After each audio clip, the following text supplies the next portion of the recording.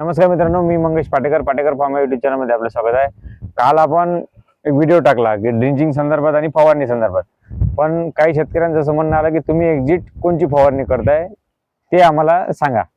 तर मी फवारणी माझ्या पिकाच्या अवस्थेनुसार म्हणजे तुरीला समजा आता जी स्टेज काय त्यानुसार मी फवारणी घेतली आहे। फवारणीमध्ये मी घेतलाय रेडोमिल गोल्ड घेतलाय प्रति पंपासाठी 50 ग्रॅम। आता 20 लिटरचा पंप आहे, 20 लिटरच्या पंपासाठी 50 ग्रॅम। आणि थोडासा तुरीमध्ये पिवळसरपणा होता, पिवळसरपणा असल्यामुळे आपण काय घेतलं की 25-10-10 हे घटक घेतले खताचे 50 ग्रॅम प्रति पंपासाठी, 2 आयटम। आणि तिसरा आयटम आपण गॅस पॉयझन सांगतच गेलो, पण गॅस पॉयझन तर घेतलं असतं तरी चाललं असतं, पण सध्या तूर पिकावर अळी नाही आहे तर मच्छर आणि थ्रिप्स आहे आणि माइट्स आहे। त्याच्यामुळे काय होऊ राहिलं की पानावर ठिपके पडून राहिले आणि तेच ठिपके मेन स्टेम पर्यंत म्हणजे खोळापर्यंत पडून राहिले। त्याच्यामुळे आपण काय घेतलं, इथिऑन 40% आणि सायपरमेथिन 5% असं कॉम्बिनेशन घेतलं। हे लय गॅस पॉयझनच म्हणतात, पण हे संत्र्यावर मारल्या जाते, मिरचीवर आणि कपाशीवर मारल्या जाते। बऱ्याच शेतकऱ्यांना याचा अनुभव असेल आणि याचा कमी डोस मध्ये चांगला रिझल्ट आहे। हे आपण MIDC तून आणलेलं आहे, 600 रुपये प्रति लिटर, म्हणजे कमी खर्चात नाही एकदम, सगळं MIDCचं आयटम आहे।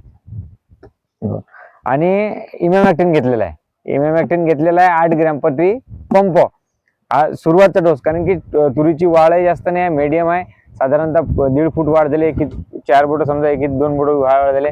आणि आपण स्टिकर घेतलाय, हे सिलिकॉन बेस स्टिकर आहे, प्रति पंपासाठी 5 ml। आता या सगळ्याचं घेऊन आता हे स्टिकरही बी MIDC 200 रुपयाचं समजा 250 ml, 200 रुपयाचं 250 ml म्हणजे 800 रुपये लिटरच पडून जाते। मी लिटरवर आणलं, व्हिडिओ मध्ये सांगितलंच तुम्हाला, तिथून घेऊ शकता किंवा तुम्हाला जिथून स्वस्त पडेल। आपला ह्या मागचा उद्देश हे प्रोडक्ट विकण्याचा नाही आहे, पण शेतकऱ्याला कमी खर्चात कशी शेती करता येईल आणि 2 पैसे कसे वाचवता येईल आणि उत्पन्नात कशी भर पडेल, आपण तोच उद्देश ठेवून चालतो। आता आपण हे सगळे औषध घेतल्यानंतर काय केलं की या पंपानं आपण जे राऊंड अप मारतो फट्या आहेत ते जर घेतलं की ठेंगणीच आहे आणि पूर्ण आराम, थोडस एक पाऊल जर आरामशीर चाललं तर आपल्याला ओले चिप तूर होऊन जाते। आणि झाड ओले चिप झालं की पूर्ण बुडापर्यंत त्याची फवारणी चांगली होती आणि थोडीफार ड्रिंचिंगही होते।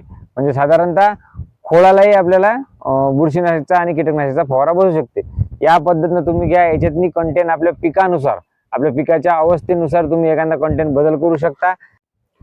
मित्रांनो, कसं आहे की मी वेळातला वेळ काढून सगळा व्हिडिओ टाकण्याचा प्रयत्न करतो, आपल्याला मार्गदर्शन करण्याचा प्रयत्न करतो, पण कसं आहे की तुम्ही सुद्धा रिस्पॉन्स देत जा, कमेंट करत जा। चांगली वाटली माहिती तर कमेंट करा किंवा लाईक करा। तर मित्रांनो, लाईक करा, शेअर करा, इतर शेतकऱ्यापर्यंत पोहोचवा। धन्यवाद।